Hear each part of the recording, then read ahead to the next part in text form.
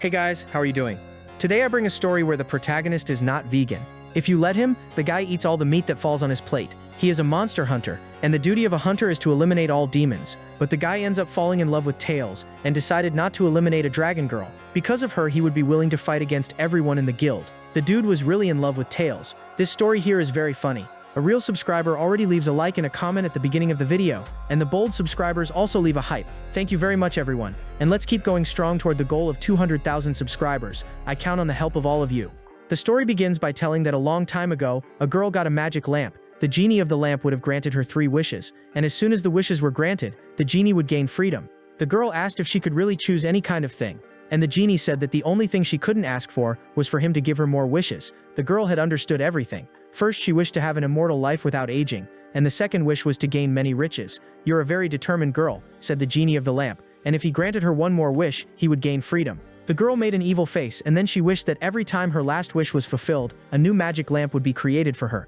The genie of the lamp remained silent before the girl's clever play on words. Thus, he ended up granting her wish. All happy, the girl started jumping for joy. At that moment, she asked where her magic lamp was, but the genie said that all she had wished for was to have a magic lamp just for herself. But she hadn't wished for that lamp to be delivered to her first of all. Thus, the lamp was sent to people with strong desires. The genie of the lamp had played a trick on that girl and cursed her, but that was only the beginning of a great curse that ended up spreading throughout the world. She was sent to a strange place and began to be hunted. Every time the magic lamp returned to her, something bad happened. When the magic lamp returned, it began to shine, and thus she turned into a giant dragon. That was when our protagonist arrived there to stop her, and a fierce battle had begun. He was part of the monster hunters who defeated the creatures created by the magic lamps, and with a precise strike, he ended up hitting the monster. The creature was thrown to the ground, and those hunters, they were humanity's only hope to fight those creatures. The gigantic dragon had been defeated. Luke was holding his flame staff, saying that the battle was very frustrating. Now that the dragon had turned back into a human, he would need to collect her soul. However, the guy was shocked by what he saw.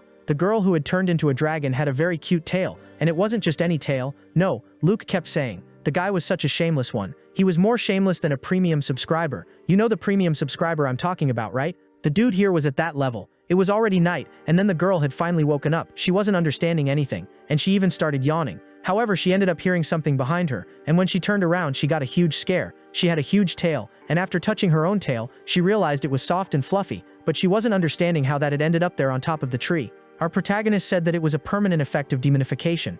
The girl asked desperately who he was, and when jumping down from the tree, Luke said that he was her savior, and even asked the name of that beautiful young lady. The guy was the king of flirting. All embarrassed, she said her name was Gina, and don't even start making jokes with that name, guys. The girl said that she was a human and not a demon. The guy got closer, and she said that she didn't remember anything, and he said that this was normal, that it was an effect of amnesia. The guy explained that she had turned into a giant dragon, and that he himself was the one who defeated her. He even said that she could transform again into that monster. That's why the hunters had to collect the souls of the ghouls. That's what they called people who had wishes granted by the magic lamp and ended up turning into monsters.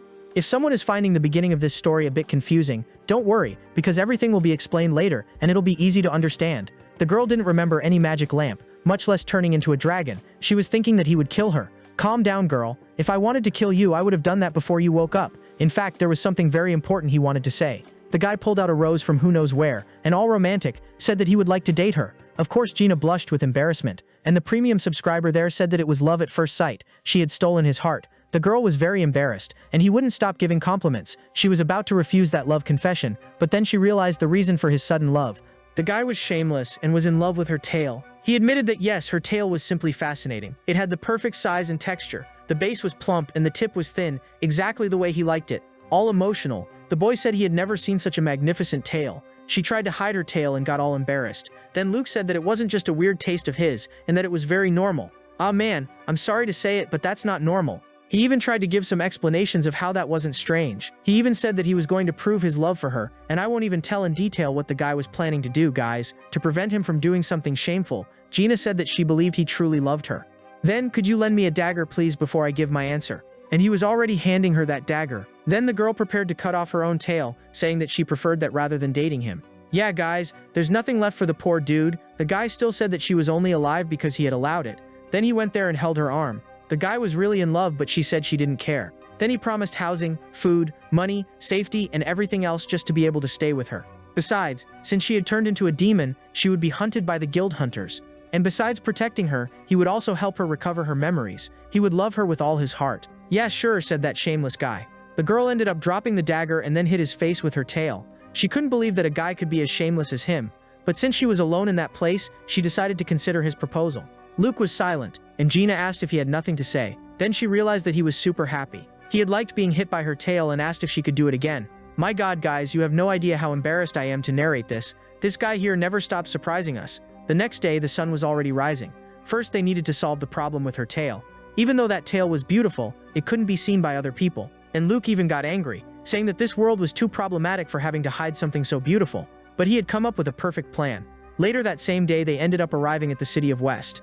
The knight was inspecting people who entered the city. When Luke showed up, the knight asked how his missions had gone. Gina was hiding behind him. Then our protagonist introduced to the knight his new wife, and even said that she was pregnant. Clearly it was her tail that was hidden in her belly. He even made up an excuse, saying that he had gotten married, and that was making the girl very nervous. Outraged, the knight started asking how he had time to make children since he only had time to hunt monsters. The guy gave an excuse saying that he had gotten her pregnant 2 months ago, but the belly was way too big for just 2 months. The knight even suspected that maybe they were triplets, and Luke said that actually she was pregnant with 7 children. This guy here is such a liar. Wait a minute, are you saying your wife is pregnant with 7 at once? He even said that he had chosen a name for each of the babies and started saying generic names. And poor Gina had to stay there going through all that embarrassment. Cursed be the moment she tried to be clever and made that last wish to the genie of the lamp.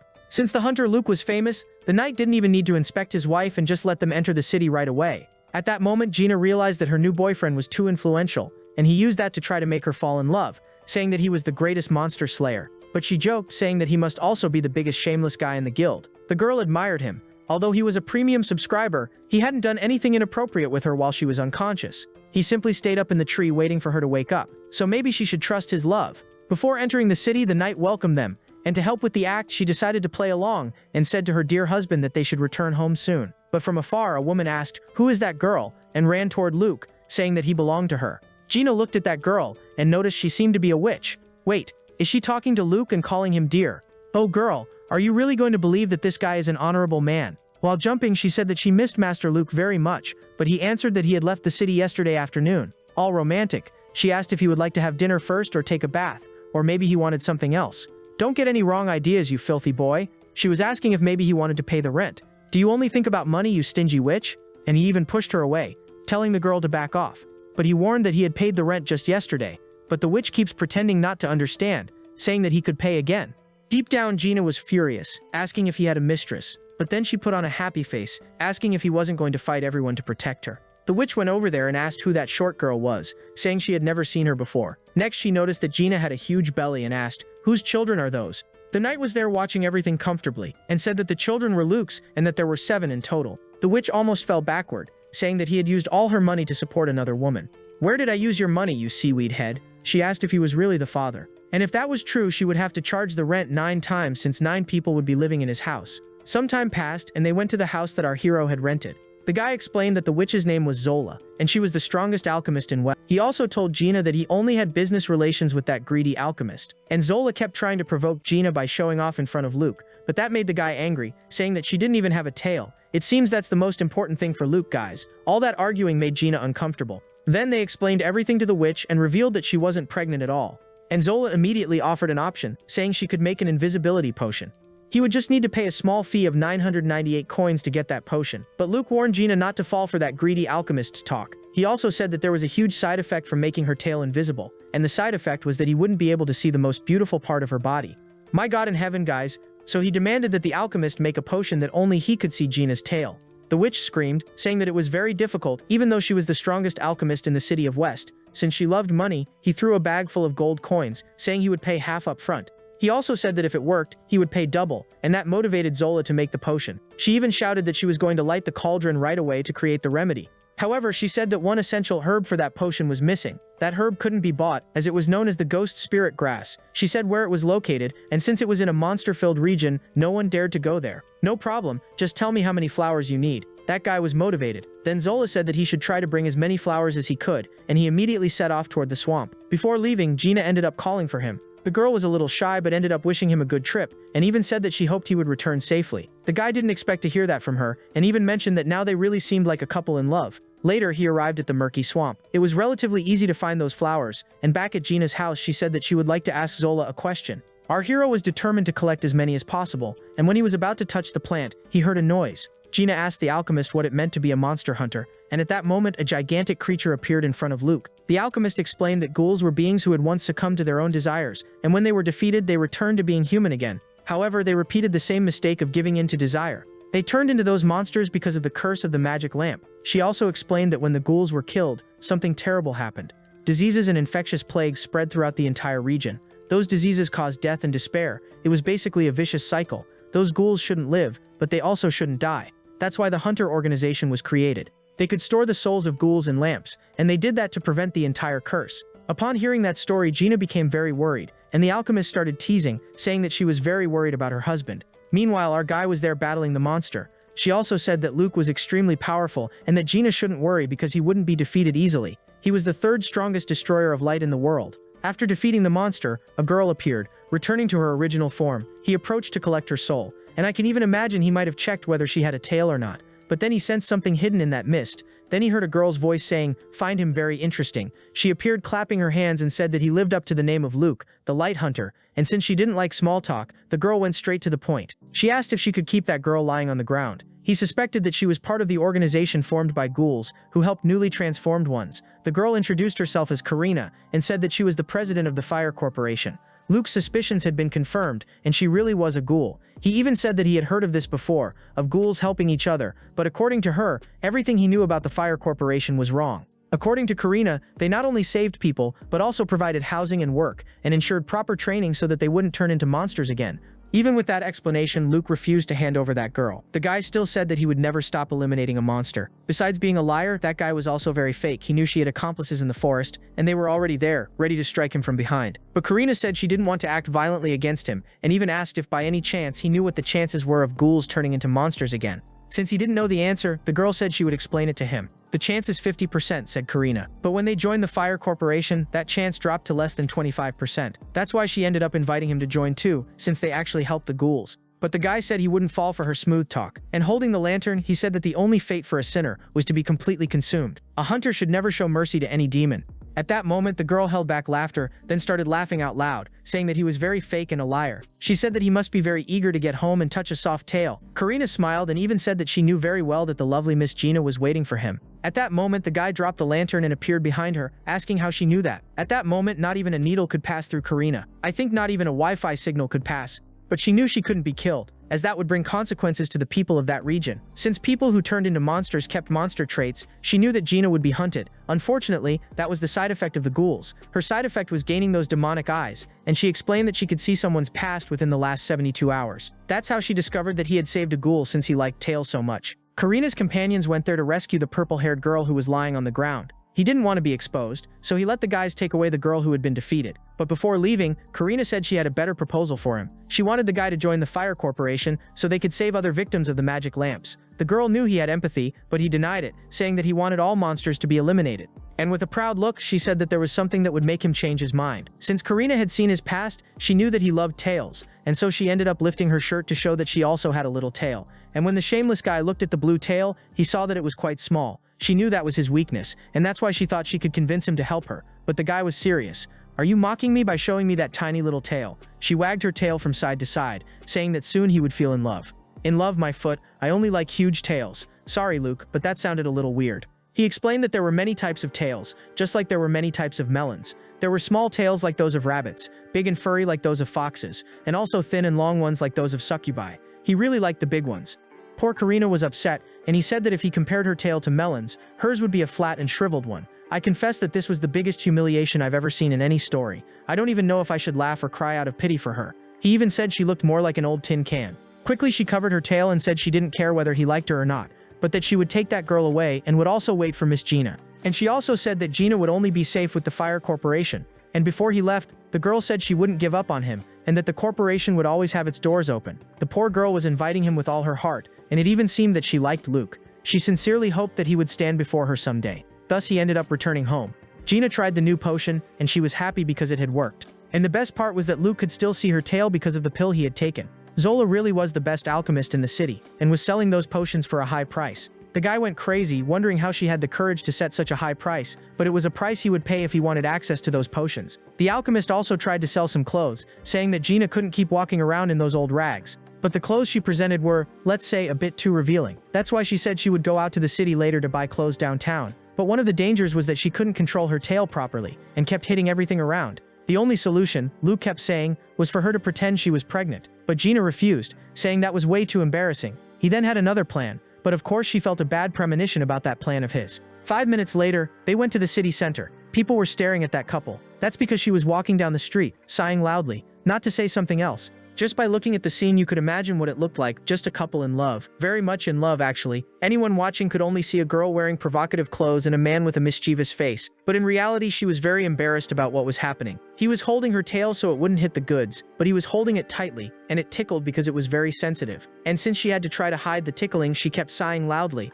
Of course, that premium subscriber was doing it on purpose. He kept tickling her and she begged him to please stop doing that. Then she ended up slapping him in the face. Moments later, they went to a store. The saleswoman said she liked that red mark on his face. Next, she showed them the best quality clothes. Gina tried on a traditional outfit, but Luke said that it covered too much of her body. Then she put on a chimney sweeping outfit, and Luke said it didn't suit her. And finally, she tried on heavy armor. Just look at that. Try to imagine if that armor would protect anything. Those Asians really have no shame. Finally, Luke told her to pick the outfit Zola had offered, since the clothing would need a hole in the back because of her tail. But the girl explained that the potion created the illusion that the clothing had no hole, and that's when he finally understood everything. That's why she could wear any kind of outfit, and he told the saleswoman to bring the most expensive one of all. He even showed his gold card, saying he could pay for the most expensive outfit there was. That premium subscriber imagined that the most expensive outfit would be the most attractive. A few minutes passed, and she came out asking him to see if it looked good. She was all embarrassed, and the outfit was the most expensive one, a mecha suit. Of course, that premium subscriber was disappointed.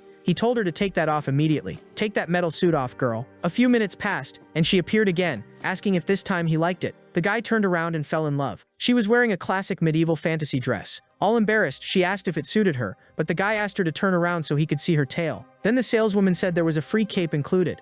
After putting on the cape, she realized it looked even more charming. He went there to pay and said she'd look better wearing the alchemist's clothes. Gina thanked him for buying the clothes, but the guy was only doing what he had promised. And when they reached the door, a shadow of a giant werewolf appeared. The wolf said he had received reports of a couple doing forbidden things in the plaza. Gina asked who that monster was, but Luke immediately ran and jumped onto the wolf, calling him Raphael. That was because he wanted to squeeze his tail. This guy is really weird. I think he's the strangest protagonist of all. At least I don't know any protagonist stranger than him. His wolf friends started yelling, telling Luke to get off him. Poor Gina had to watch that embarrassing scene. I knew he was weird, but not at this level, said the girl. The scene changed to a bit later. Raphael had managed to break free, and was squeezing Luke. Gina asked if Luke had any limits, trying to break the awkward atmosphere, then introduced herself to Raphael, and the wolf said she must have peculiar tastes to have married that shameless guy. He even asked if she wasn't pregnant, since he had heard rumors going around the city. With a straight face, our hero explained that the children had escaped. What do you mean, man? Escaped from your wife's belly? That's what the guy kept saying. The wolf even said he was a fool for expecting a serious answer from his friend. However, they decided to leave it at that and get straight to the point. He told Luke that he should go to the Hunters Guild. That was because Miss Sandy wanted to talk to him. In response, he said he'd just take his wife home first and then go there. But the guy said he shouldn't worry about that because he wanted to show his friend's wife around the city. She looked at that wolf's face and was already suspicious. However, she agreed, and our hero went to the Hunter's Temple. He wondered what the mission would be this time. A guy started teasing, saying it was interesting that Luke was already back. He even asked what he had done during his vacation. Luke greeted the instructor and said that he had taken a few days off after the mission. The old man said that if he got soft-hearted, he could fail as a hunter, and that a monster hunter must always put missions first. After saying that, the man vanished like ashes. Luke already started suspecting that maybe they had discovered something about Gina. At that moment, he opened the doors and went to the main temple. Lady Sandy welcomed the hunter, but before giving him the mission, she wanted to ask something. She asked if he knew what happened to those who broke the hunter's rules. The scene went back to the city center. The wolf had offered to pay for lunch for Gina, but the girl said she wasn't hungry. Let's see now if you can spot all the references. Only true fans would understand. The guy said there was a stall called CX. It sold delicious fried chicken. There was also a ramen stand that gave a 20% discount for ninjas. And finally, there was food so tasty that it made people's clothes rip. Only those who are nerd enough will get those 3 references. The girl kept saying she didn't need him to pay for anything. But 10 minutes later, there was our dear Gina with a bag full of food. He said he needed to be polite to his best friend's wife, and at that moment she began to trust Raphael more, since earlier she had felt afraid of his intimidating face. But now he seemed more like an older brother, so to speak. Even so, he was a hunter, and she needed to be careful. The wolf ended up taking her to a dark alley, And of course she got nervous but still tried to stay calm. The wolf kept talking, and when they entered the alley he turned around, asking if she really thought she could fool him. The girl screamed, and he ended up pressing her against the wall. Furious, the wolf said he knew very well that she was a demon, and as a hunter he could never allow her to walk freely in the city. In defense, she started trembling all over. "Yeah girl, now you're done for, with Luke not around to protect you." And another one who was done for was our hero, the saint. She was asking if he knew all the rules that a hunter must follow. He said that yes, he knew all the rules, and would never break an important one. The first rule of all was that he could only use force against monsters, and could not use magic for evil. Civilian casualties should be avoided as much as possible, and all who violated the laws should be killed. The second rule was not to spare any demon, and anyone who broke that rule would also be executed. The man said that with great seriousness. Sandy came closer, saying that he knew all the rules very well, and as she touched his face she said she wanted to ask him something else. She questioned whether he was violating the code by secretly sheltering a demon. The guy made that liar face, saying he would never do such a thing. She held back a laugh and said that he was an incredible hunter since he stayed calm even under her provocative questions. The guy had a serious face, but deep down he was scared to death. "Yeah man, just go home later, change your underwear and life goes on." She had believed the hunter Luke's lies. Then she told him that in the past, a genie from the lamp became furious with a woman's greed. To retaliate, the genie of the lamp turned future wishmakers into monsters to destroy humanity. That was when the Light Hunters organization was born as a hope to save humanity. As she gave the information, guys, we saw that the story that happened with Gina had taken place thousands of years ago. She still had that youthful appearance because she had wished to be immortal. And Lady Sandy said that after centuries, the hunters had finally managed to bring peace to humanity. They discovered that they couldn't kill demons but should imprison them inside lamps. And so they spent centuries doing that, and sighing, the lady said they had finally brought stability to the world. It doesn't matter if the monsters are part of our family or not, we must eliminate them all. Some even believe that the Light Hunters organization are the real villains of the story. Our hero said that wasn't true because they were saving the world. But to her it didn't matter whether they were seen as villains or not. What mattered most was ensuring humanity's safety. Peace depended on the hunters' sacrifices. At that moment she said she had drifted away from the main topic. She went to the table and said that she had called him for a special mission. He should depart tomorrow with a group for the kingdom of Geralt. Showing a photograph, she said that his target was not a monster but another hunter. She also mentioned that this man's name was Rick, and that he should remember his face well. Back with Gina, she was being cornered. The wolf imagined that she had also deceived Luke and had only discovered it because of his sharp sense of smell. Werewolves had an extremely sensitive sense of smell, and he could recognize a monster's scent from afar. Besides, that smell was coming from the back of the girl. He recognized that smell as reptilian since he had fought against that type of monster before. But there was something strange, the fact that his friend suddenly appeared with a pregnant wife. At that moment, Mr. Raphael began connecting the dots. He understood that maybe this Gina was a monster with a reptilian tail. That's why Luke had fallen in love with her. At that moment, a little girl appeared and said to her big brother, "Stop hitting on girls in dark alleys." And to push Raphael away, she headbutted him. The blow was powerful, sending the wolf flying. She even said she couldn't allow her big brother to do that in broad daylight. Gina noticed that she also had wolf ears, and when she looked to the side, she saw Raphael's mark on the broken building. The girl introduced herself as the younger sister of that wolf and said that the white-haired girl shouldn't worry. That was because now the situation was under control. Embarrassed, Gina didn't know what to say, so she just thanked her. The little girl said that her brother was a hunter and also the city's guard, but that he was also a shameless guy. That had just been a misunderstanding. But Gina stayed silent, without revealing the truth. The girl thought that Gina's thanks weren't enough, so she took both her brother and the newcomer home, saying that the headbutt alone wasn't enough, and that he needed to be punished. She even told him to kneel on a bed of thorns. Luke also went there and said that he had a brilliant idea. He wanted his friend to kneel on a board of spikes. To make the humiliation worse, his little sister put a sign on him saying he was enemy number one of women, and he accepted the punishments without explaining that Gina was actually a demon. Our hero asked why his friend had hit on his wife and made a huge drama out of it.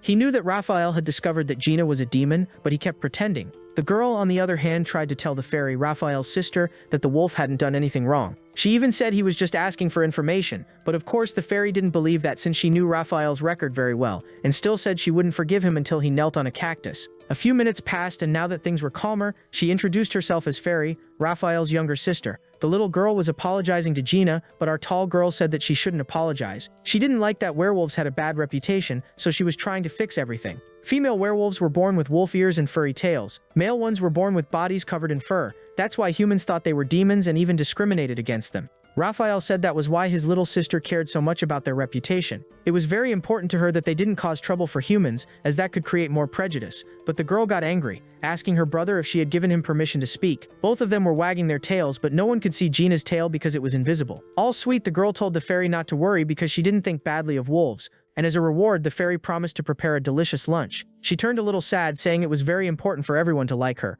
then promised one more apology and turned around. She told Gina that the girl could pet her tail, Wait, who said that was a way to apologize? All innocent, the fairy said that was how she showed she wanted to be forgiven. And both Gina and Raphael found that very strange, saying, that makes no sense at all. They even asked who she learned that from. The girl pointed her finger at Master Luke and the guy immediately tried to run away. And just like that, they ended up hitting our protagonist and even put a sign on both of them saying they were premium subscribers, the famous perverts. Since Gina had forgiven the fairy, the girl felt more relaxed. And so they went to the table to try the sweets that Gina had brought. The wolf asked his best friend what exactly he wanted. And pretending to be clueless, Luke said he didn't know what the little wolf was talking about. Raphael explained that he knew very well that his wife was a demon and even asked if he had stayed with her just because of her tail. Our guy simply admitted it, saying that was exactly it. While the fairy ate the sweets, the two kept arguing in the background. Whispering, the wolf explained that it was dangerous to let a demon stay in the city, but in response, Luke said that she hadn't taken anyone's life and that he had defeated her when she turned into a dragon. Sighing, Raphael said that usually he could understand his friend, but now he was betraying Lady Sandy's trust. Raphael revealed that he also knew that the president of the Fire Corporation, Karina, wanted to recruit him. Two opposing sides wanted him,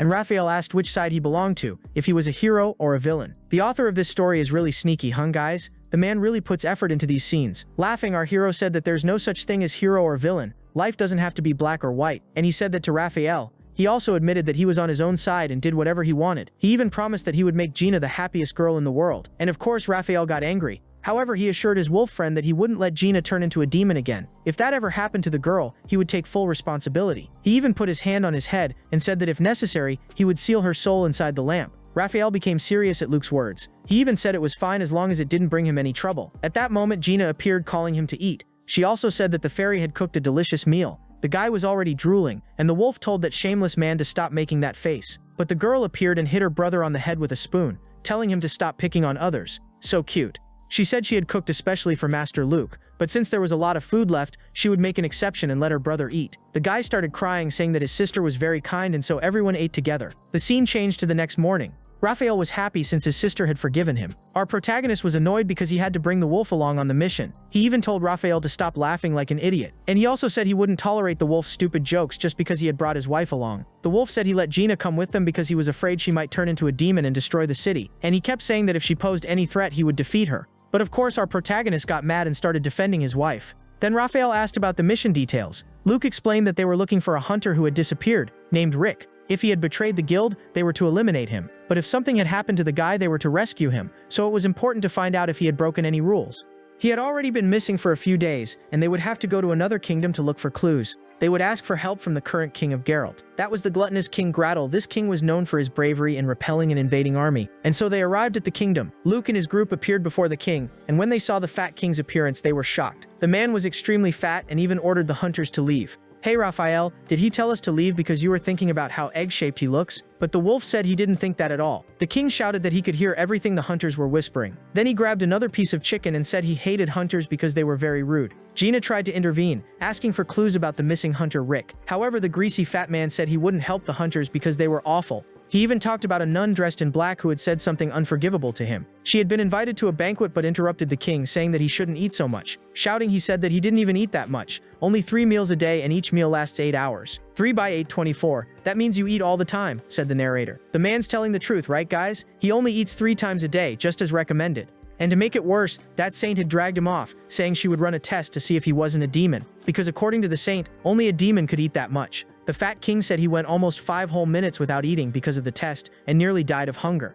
Because of that, he came to hate the Hunters Guild. However, Luke apologized, saying not all hunters were the same. He admitted that the werewolf had thought the king was a giant egg. Maybe some hunters thought the king looked taller lying down than standing up, but he himself would never think that. That's quite an insult right there. Just don't say you learned it here. Extending his hand, he began insulting the king in a disguised way. He said the king was very grand, greater than all the other kings combined. Gina and Raphael noticed that Luke was insulting him through disguised compliments, but the king pondered those words and then gave a big smile, thinking it was all praise. Luke didn't take anything seriously, and the king ended up falling for his talk. Since he had complimented the king decided to help. He said that this Rick had been seen in a nearby village that had been attacked by a bottle-shaped monster. Luke asked the king to describe the monster's appearance in more detail. The fat man said he hadn't seen the monster himself, but people said it was half demon and half bottle. Then our protagonist made a drawing, and the king said the division wasn't vertical but horizontal. The wolf had better drawing skills, so he made a sketch, and at that moment we realized that he was also a premium subscriber. Even Gina commented that it didn't look anything like a demon.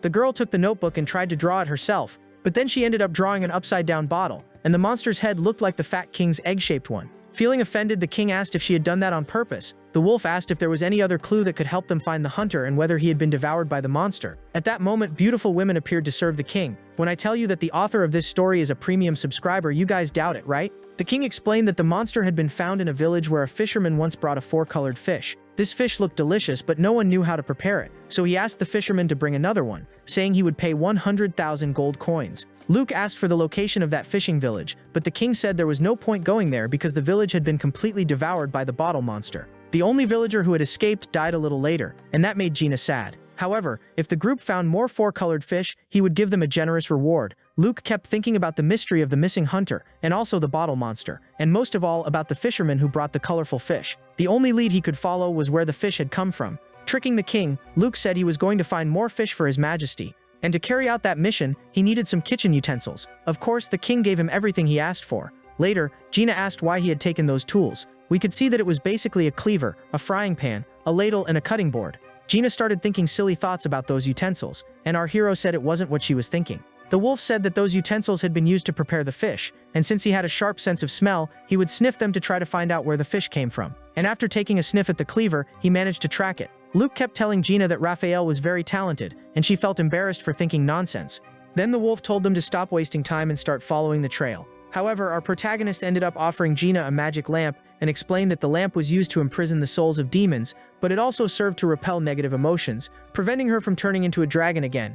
In other words, the lamp's flame was used to monitor her emotions, and the girl noticed that the wolf was taking that very seriously. If she turned into a dragon, he would definitely eliminate her. The wolf threw that item back on the ground, saying he had already memorized the scent. Taking a deep breath, the girl hoped she would get along with Raphael since she knew he was a good person and had a kind heart deep down. Luke said that was exactly right. His friend actually liked Gina and even mentioned that it was Raphael himself who had said it would be good to leave that lamp with her. If the girl hung that lamp on her belt, she would certainly be safer. And smiling, Luke said that Raphael only acted tough. The girl turned her back, saying she knew very well that he was kind, especially because he could have told his little sister that he wasn't hitting on Gina, but rather questioning the fact that she was a demon. Since he hadn't exposed her true identity, that meant he was empathetic and had a good heart. Our hero felt a bit in love, as the girl was very charming and even laughed, feeling lucky to have found her. At that moment, the wolf told them to start moving. He was angry since the two were acting like a cheesy couple. If they took too long, the scent in the air could dissipate, and after a long walk, they arrived at a lake. Gina commented that it was strange to have a lake like that in the middle of nowhere, and when they looked down, they saw the 4-colored fish. And it wasn't just one, guys, there were many fish. The lake was completely full, and they even wondered, wasn't that fish supposed to be rare? Our hero thought he was going to get rich with so many fish, but at that moment, the girl started to feel a bit weak. Her cheeks turned red, and she said she felt dizzy. It also seemed like her body was itching and burning. It was as if a sudden heat had struck her skin. She started scratching herself, saying that it was bothering her. Besides that, her tail was also becoming more sensitive. Our hero took a deep breath and imagined that maybe she was allergic to seafood. So they laughed, thinking maybe it wasn't that serious. However, the flame inside the lamp was being drawn toward the lake. It seemed that those fish possessed demonic energy, and the girl was already worried, thinking that this would affect her transformation. The wolf thought about it for a moment and kept saying that maybe those fish were actually monsters. And when he noticed, the girl was already putting her tail in the water to cool off, and he shouted that it was dangerous. He imagined that maybe the water had magical properties that could make her transform into a dragon. However, she noticed that her tail was starting to glow, so she immediately pulled it out of the water. However, Luke said for her to put her tail back in the water. That was because her tail looked extremely beautiful when it was glowing. This guy really had no limits, and Raphael started arguing with him, saying that the water could be poisonous. However, they ended up hearing a female voice. Even Gina thought that was strange. What was behind her was a talking fish. All cheerful, the fish asked if they could now understand what he was saying. She turned around, finding that very strange. How come there's a talking fish? And of course, Luke got extremely emotional, thinking that her tail had magical properties that gave life to fish. Raphael even mentioned some of the powers and abilities that demons possessed, and he began to think that maybe this was Gina's ability. The little fish started calling his brothers to come talk to the humans, and at that moment all the fish began to shout. They were begging to be saved, and Gina started screaming in fear. All the fish were pleading for them to rescue them and take them out of the lake. Calm down, little fish. If you all shout at the same time, we won't understand anything. Before anything else, he had an important warning, making Gina curious. The shameless man said that no one should drink the lake water because that water now belonged to him. That was because she had put her tail in it. At that moment, an elder fish appeared, saying that he was actually the village chief. Wait, just because he's the village chief, he gets a mustache? Raphael grew curious to know what that meant. Then the fish revealed that they had actually been fishermen from a village south of the lake. However, a demon appeared and devoured them, and when they woke up, they had been turned into fish. Hearing that description, Luke realized that it was the bottle demon the king had mentioned. He had already heard stories like that before. For example, the prince who turned into a frog. There was also the one about the princess who turned into a small doll. So they imagined that this bottle monster did exactly the same thing. Could it be that this monster had turned all the villagers and fishermen into these fish? The fish said that actually there was a traitor, the one responsible for causing all of that. And he said it was the fisherman who had been selling those colorful fish to the fat king. The king had ordered that the fishermen from the village pay very high taxes, and since they were starving and could no longer afford those tributes, they planned to rebel. And one fish revealed to Luke that there had been a fisherman who planned to betray them. He was even seen leaving the palace with lots of gold. The wolf thought that the traitor had sold information, saying that the fishermen were planning to rebel. And the fish said that was exactly what happened. He had announced that they were going to betray the king, and because of that he was rewarded with a huge amount of gold. Right after that, the man appeared in the village with a bottle, and from it a demon came out, and according to the fish, that demon turned into the bottle demon and ended up swallowing them all, turning them into fish. Luke admitted that it was hard to believe that story completely, but he understood their pain. All emotional, Gina suggested that maybe they could find a way to break that curse. But Raphael said that breaking curses was very complicated. At that moment, the wolf heard a sound. Luke asked Raphael why he looked so worried. Trying to focus, he realized it was the sound of scraping metal. Then he shouted loudly, telling Gina and Luke to duck, and a slash passed right in front of them. The place was now filled with smoke, and the wolf said that someone had tried to attack them, and when they looked ahead, they saw that it was that hunter, and the sound he had heard was his sword. Wait, could that be Rick, the one we're looking for? The man was furious, asking what they were doing by the lake. Wait a second, he really was Rick. They were looking for him. Could it be that he had broken a rule? They even took out the photograph and commented that it was exactly him. But now in the present, he looked much more worn out. It looked like the guy had been run over by a flat tire. Furious, Raphael asked why he had tried to attack his companions. Besides that, he could sense a demonic smell coming from the man, and even mentioned that his sword, although it looked the same as before, had a different scent. Luke mentioned that he had been sent by the Hunters Guild to find out why he had disappeared, and even asked if he had betrayed the Light Hunters Guild. The man started laughing, saying that actually, it was the hunters who had betrayed him. What? What do you mean by that? The man revealed that in fact those fish were the villagers from the village, and that they had killed his wife and daughter. And because of that, he couldn't allow our protagonist and his group to break the curse. All of this was so that they would pay for eternity for what they had done.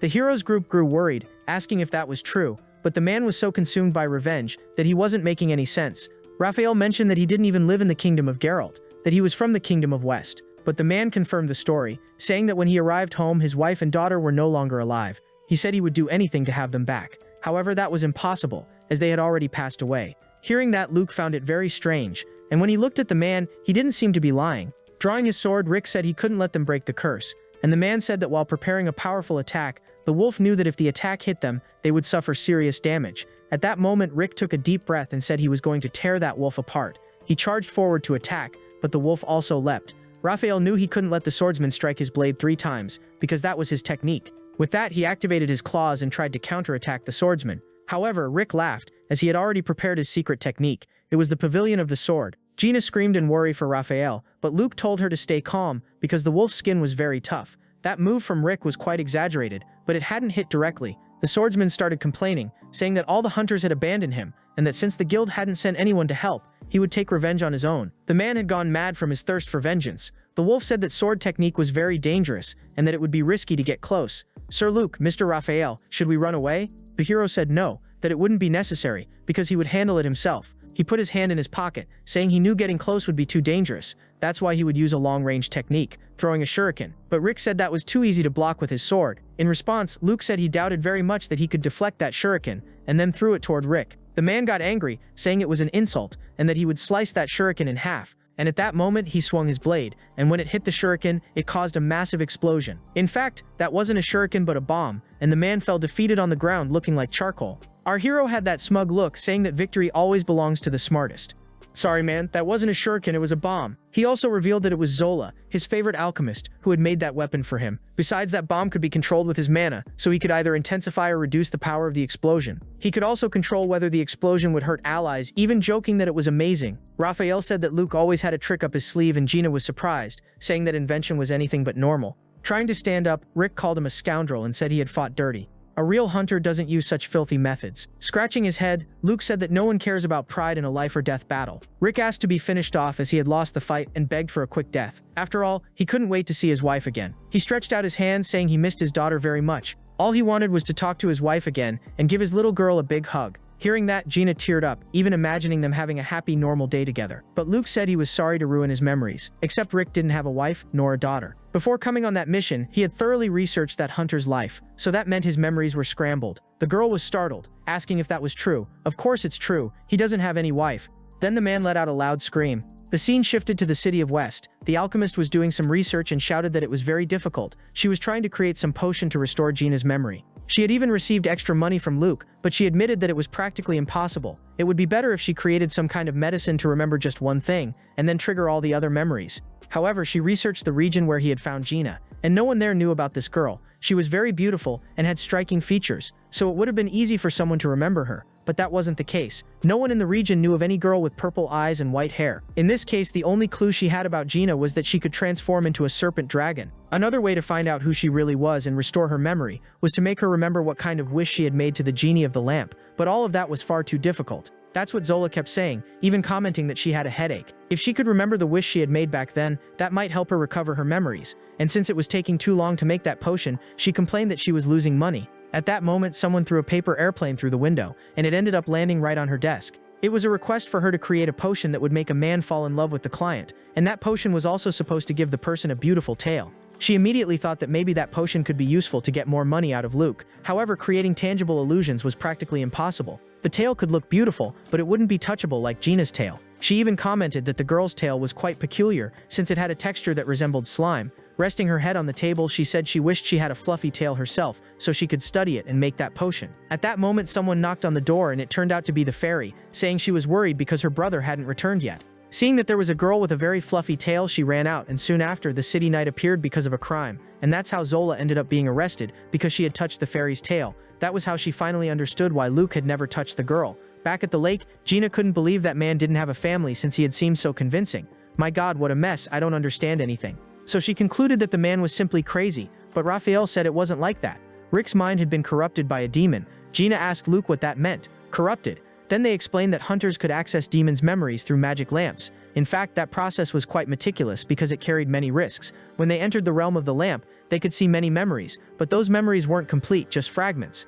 She was surprised to hear all that because she had no idea it was possible. When a hunter touched those fragments, he could obtain parts of the memory. He had never used that ability, but according to his masters, it was very dangerous. However, it was also very useful. When Gina heard these stories, she became worried, thinking that Luke had invaded her memories, but Rick kept shouting that it was nonsense and that he hadn't been corrupted. But that could happen when someone wasn't strong enough, and the demon ended up entering that person's body, merging with their memories.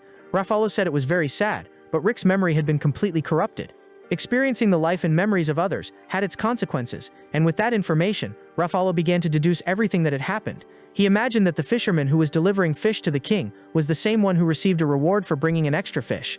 But the villagers thought that fisherman was betraying them, and so they killed his wife and daughter. When he discovered that, the fisherman ended up making a contract with a demon. All of that to avenge the death of his family. In other words, Rick, who was just a hunter, had gotten caught in the middle of all that mess. The memories he was having were actually those of the fisherman who lived in that village. Luke was just the hunter who went there to eliminate the monster and ended up suffering because of it all. Now everything makes sense, said Gina. She was sad, saying that if Rick hadn't been corrupted by those memories, he wouldn't have done anything wrong and wouldn't have committed any crime. Luke agreed, but Rick had imprisoned the villagers inside that lake through magic, and according to the saint, magic couldn't be used against humans. Rick stood up, saying that yes, he was the one who had done that. However, he didn't know that the memories he had were from that fisherman villager, but everyone there had to agree that those villagers deserved that kind of punishment, since they had done something terrible. They should remain imprisoned inside that lake as fish until the end of their lives. Rick even asked the werewolf if he agreed with that kind of punishment. It was a strong argument, and Raphael had nothing to say. At that moment, they saw that he hadn't made a contract with any demon. In fact, he had a magic lamp, and then he made his final wish, and lightning struck him. Luke tensed up, wondering what was happening, and the man shouted to him that his final wish had been granted. He had turned himself into the bottle demon. The wolf started shouting, saying that he had known it from the beginning. What a liar. The beast screamed that he couldn't let them go unpunished, but Luke just sighed. Spinning his staff, he said he would protect Gina no matter the cost, and even called that guy an idiot. The monster was gigantic and tried to attack our protagonist, but it was struck by a blast of fire right in the face. The man screamed in pain, desperate, and without giving him time to react, our protagonist appeared behind him, holding his head. He said he wouldn't show mercy to any demon, especially since that creature didn't even have a tail, and that's how he ended up defeating the enemy. He turned back into a human. He felt pity for Rick, who was a fellow hunter. The man had suffered the consequences, and Luke even admitted that it seemed unfair to lift the curse of the fish. He even agreed with it. The fish deserved that punishment, but it wasn't his decision to make. It wasn't a hunter's duty to punish others. He mentioned that he knew how to break the curse, and said he would use it to play a prank on someone. The scene shifted back to the Fat King's castle. As promised, Luke had brought several four-colored fish. The king was drooling, saying that he was feeling very hungry. Luke had also sent a scroll explaining how to prepare that fish, and the egg-headed king immediately grabbed the scroll, reading it curiously. It said that the fish had a very sticky mucus that should be removed by licking it, and the letter also said that this mucus was extremely delicious, so the king started hanging the little fish on a line, and began licking them, and the moment he licked the fish, it began to shine. My god, what is this? What's happening? And then the fish turned back into villagers, and of course the Fat King screamed in terror. The scene cut back to Luke's house. He told that story to Zola, and she burst out laughing, saying she wished she had been there to see the king's face. Luke said that after the villagers turned back into humans, those who had committed crimes were imprisoned, and the king lost his appetite out of sheer disgust. Gina said that although the matter had been resolved, something still worried her. It was the bottle the fisherman had mentioned, the one from which a girl had come out. Luke thought that might just be a lie they made up. Wanting more money, the witch said that if he paid well, she could investigate. She even said that maybe it was a beautiful girl with a big tail. And the boy got all excited, making dear Gina jealous. The scene changed to a dark cave, a portal appeared, and from it emerged the foot of a girl. It was the ghoul that had been mentioned by the villagers. She said she was finally free. She stood before a large portal carved with dragons. The girl activated a mechanism and said that she had spent a long time sealed inside the bottle. Hundreds of human years had passed. And in those last 100 years, the human world had changed a lot. However, they had made no real progress, she said. The door opened, and she stood before several gigantic petrified dragons, celebrating and saying that they were finally back. And that's how we reached the end of the first part of this story, guys. If you really liked it and want a continuation, leave a comment. Tail Hunter. This story is really good, guys, and there are many more chapters I can bring to you. If you like it, I can even make another 3-hour video, because there are tons of chapters. Thank you so much to everyone leaving comments on the video. It's helping the channel a lot.